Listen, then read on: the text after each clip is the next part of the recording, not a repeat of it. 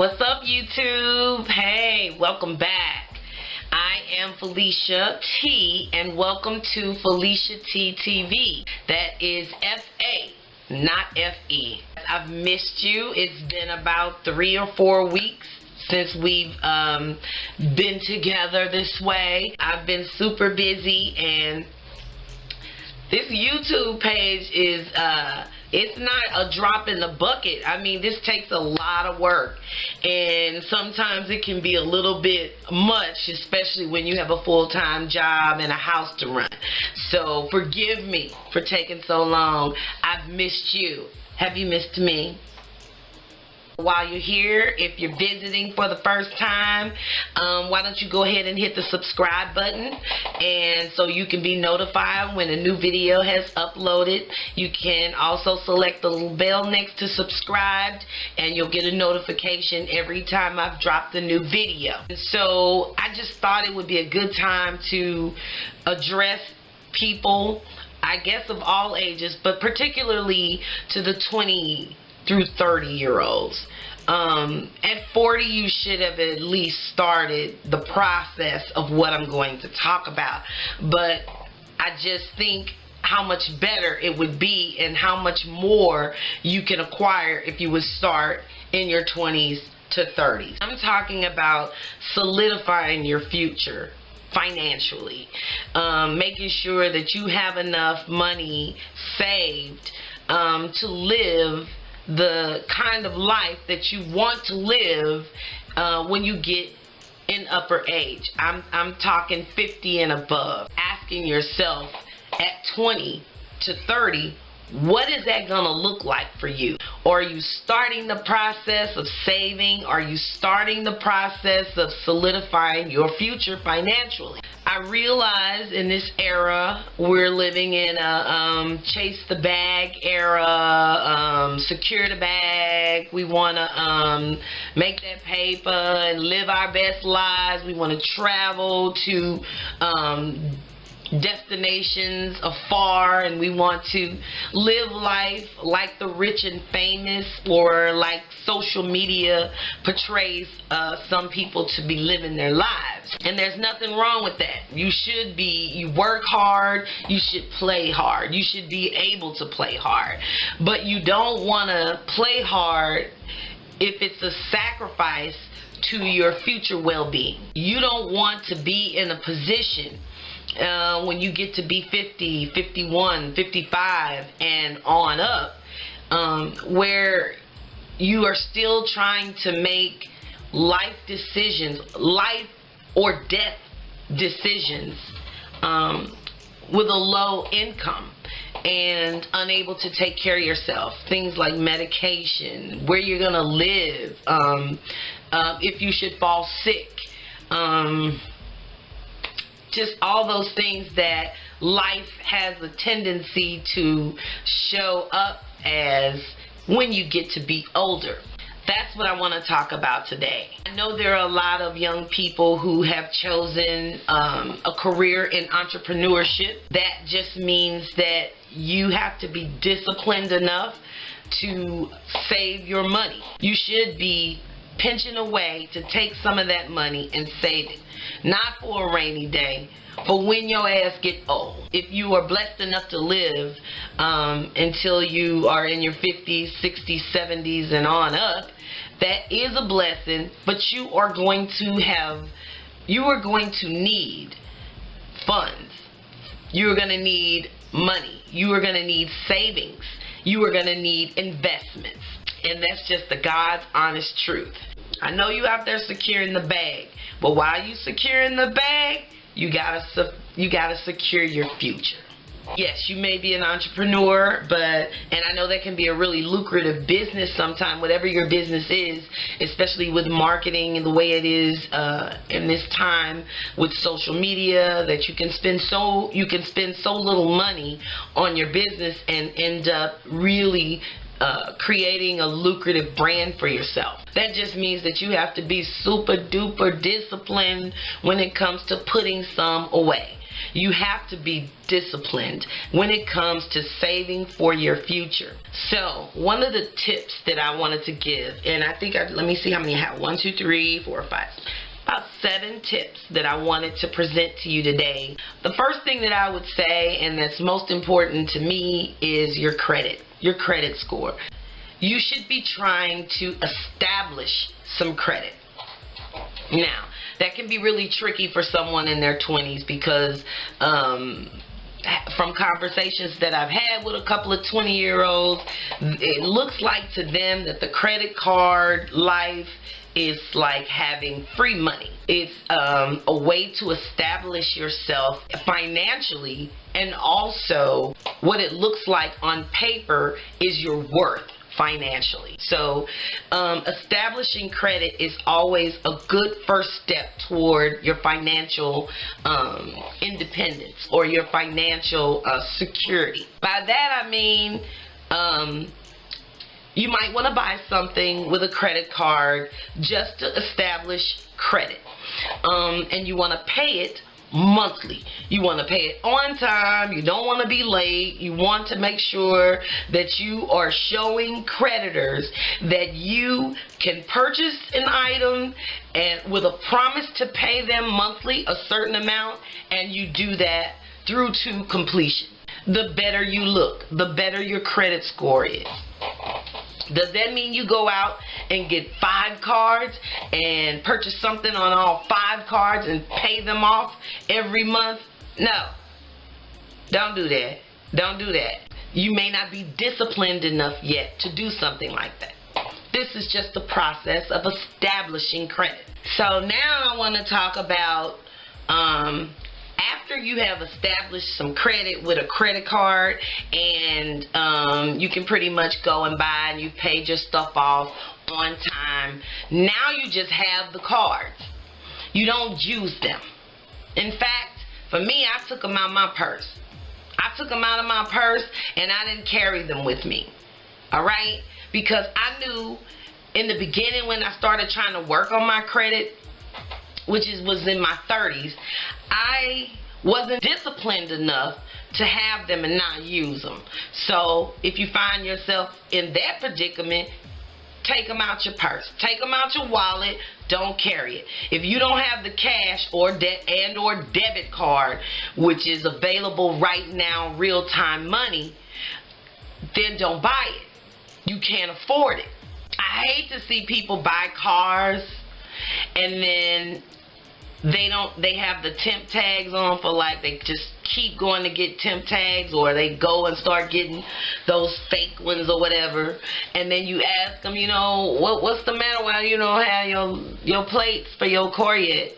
And it's like, I don't have the money right now.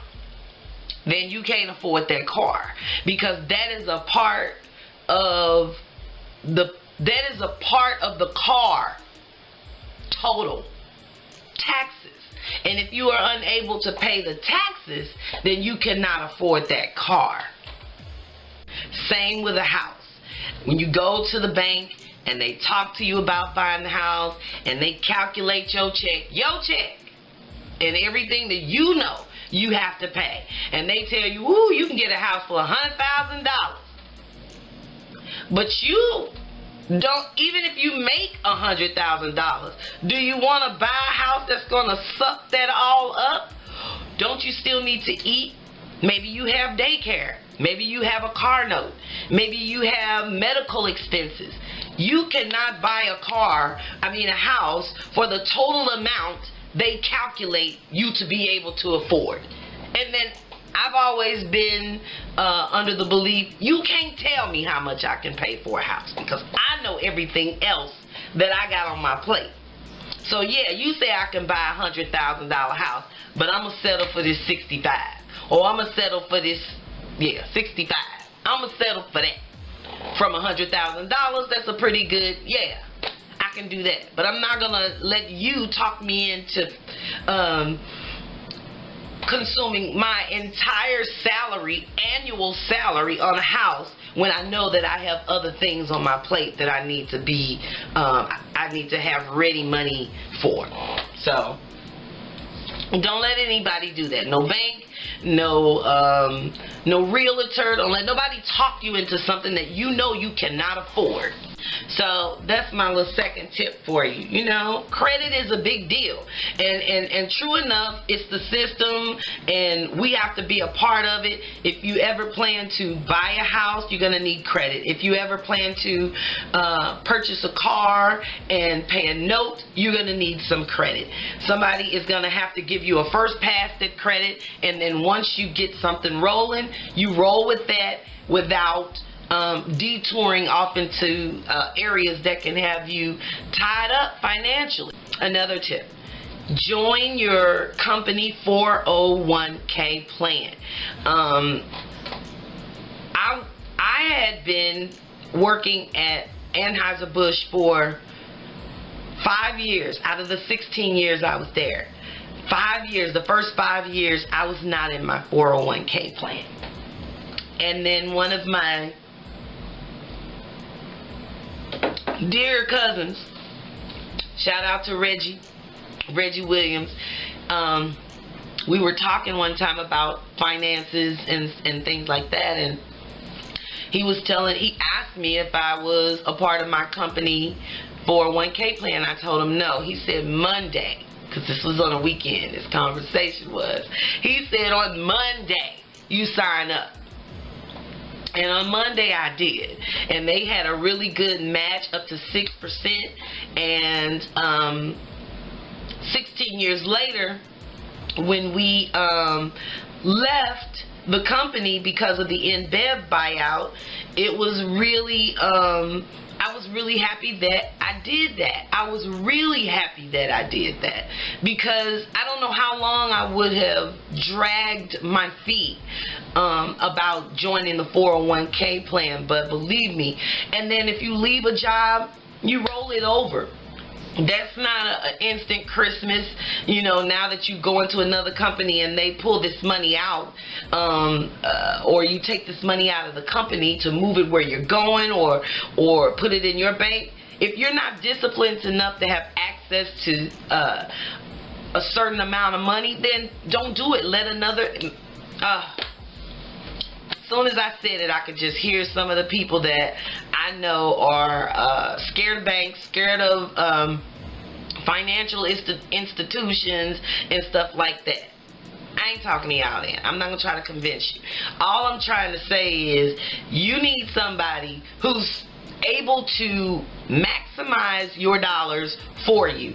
You keep an eye on it. You don't just take it there and leave it. You get reports, monthly reports, you get quarterly reports, you get annual reports, and you find out what your money is doing, how it's growing, how it's working for you. So that's just what I'm going to say about that.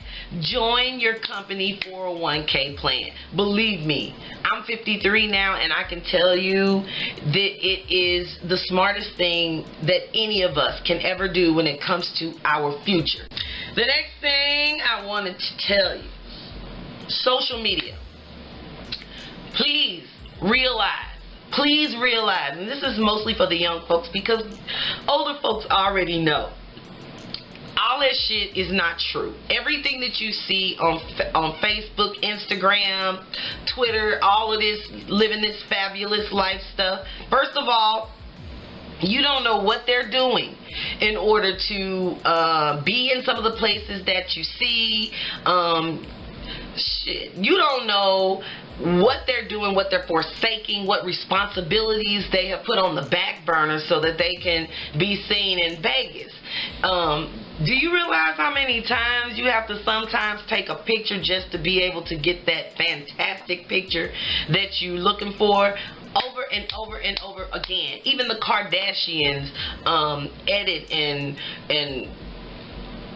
play around with their photos, edit their photos so that they look, you know, filtered and all of this. They look perfect, and then so you want to look like that, or you want to appear to have it all going on like you see on social media, and that's really not, it's not true. It doesn't work like that. So try your best to just live your best life, not the lives of the people that you see on social media, because all that glitter ain't gold. You know what I'm saying? And all closed eyes ain't sleep. Thought I'd throw that in there. Shout out to Pam and Sharma. You know, Salik. That's what I'm talking about. My sisters, they keep me with them old sayings. But yes, what I want to say is just because somebody appears to be living a fabulous life doesn't actually mean that they're actually living a fabulous life. It doesn't mean that. So, live your best life with your salary in mind and what you can afford to do. Don't try to do like nobody else. Don't try to live like the Joneses. You'll find yourself in a pickle financially, and it ain't fun. And it takes a long time to clean up once you dig the hole. Alright, so for those of you that may be on government assistance and in whatever area, food stamps, TANF, or even unemployment, you know, I quite often well, not quite often, but I'm a contractor, so sometimes between my contracts I get unemployment, maybe about a month or so, but still I realize in them 4 weeks, I don't never want to live on this. It's unpredictable. The government is unpredictable and unstable right now, and I wouldn't dare depend on the government, Trump, the House, the Senate, and all of their supporters to feed me and feed my children if I had little babies right now. There's no way. That shit would make me nervous as hell depending on them. Every time the TV come on and one of their asses flash up there, I would start panicking about what they're possibly going to take from us now. Are we not going to be able to eat? Can I not take them to the doctor if they get sick? Are we screwed? I just don't advise that as a plan A or a plan B. That shit is not gonna work. Do not depend on Uncle Sam. And even further than that, don't depend on mama. Don't depend on TT. Don't depend on granny. Don't depend on baby daddy, baby mama. This is an individual thing. I realize that you might be married, and that's great. I love marriage. I love the sanctity of marriage. But to me, I still think that every individual needs to have a savings for them, a spending and a savings just for them. Never mind, because then it starts getting, you know, I've had people say when I say that, well, you know, it's like you're planning for the marriage you're planning for the marriage to fail. I'm not planning for the marriage to fail. Don't nobody plan to have no car accident. Sometimes the shit just happen. And don't nobody plan to have to get a divorce or break up from their life partner. Don't nobody plan those things. That's ridiculous to think that. But on the other hand, you still have insurance just in case. And so just in case, I advise, this is just me, that everybody in the world have an individual pocket of money or monies that they can secure themselves with. That's just me.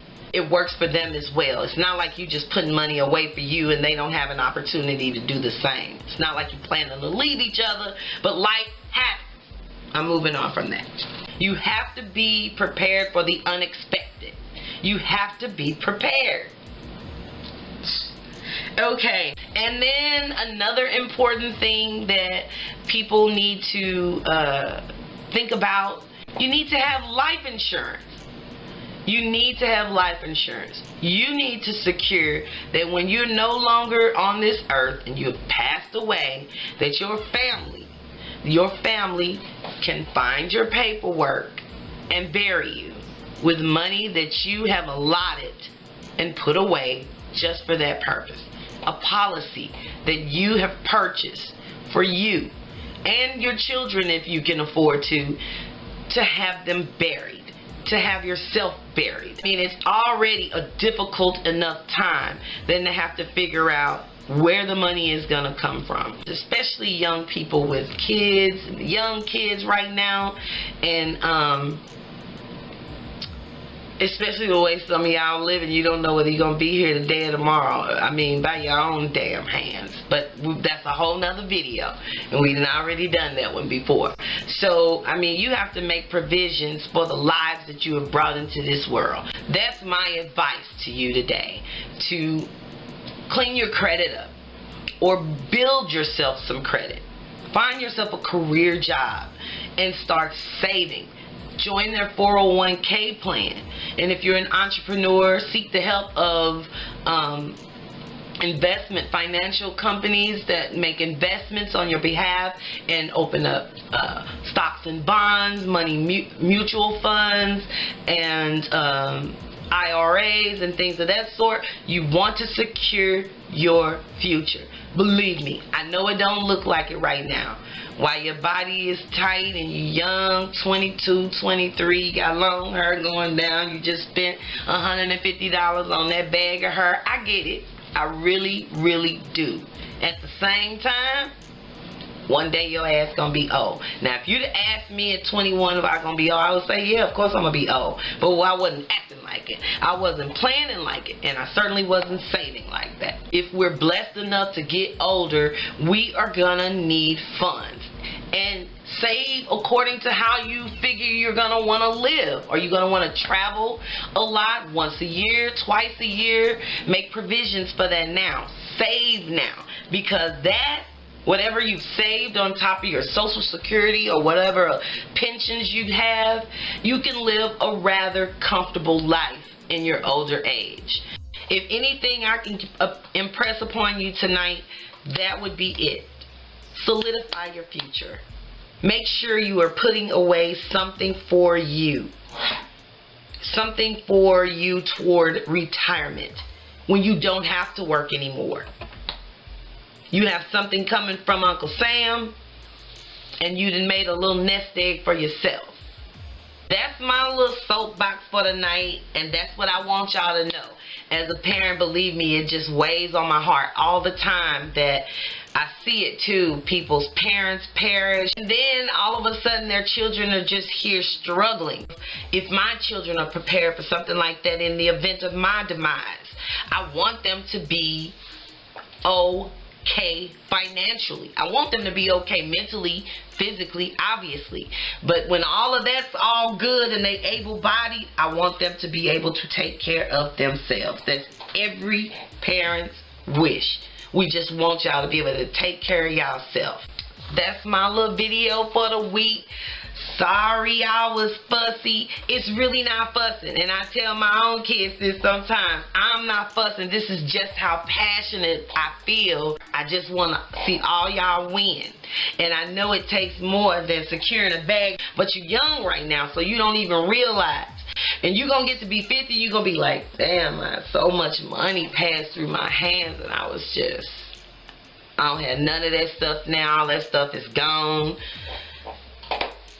Listen to a sister. You know, maybe take 30% of what I'm saying and try to apply it to your life. Even just 30%. You might thank me later. You're welcome. Okay, y'all. Thank you for tuning in this week. We'll be back next week. Hopefully, let's cross our fingers. We're going to do our best. We're going to sign off. And thank you again. Go on and subscribe to the channel. Like this video. Share this video. And leave me a comment.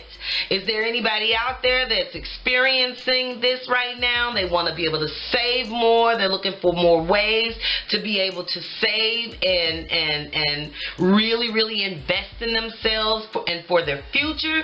Or are there people out there that are actively doing that now? You're saving money. You feel pretty good about where you're headed financially. And you good, or are you living it? Are you in it like me? And you saved and you're okay and God is good. You know what I mean? Make you feel like you did something right, you know? Or are you reaping those, not reaping the benefits, reaping what you've sown and not preparing and not saving and really struggling right now? And you're looking for some direction at this point. You know, it's never too late. I always say, as long as you breathing, it ain't too late. So, I'm signing off. Thank you all for coming again this week. I love you, and I'll see you soon. Remember, never forget, safeguard your peace, folks. We out.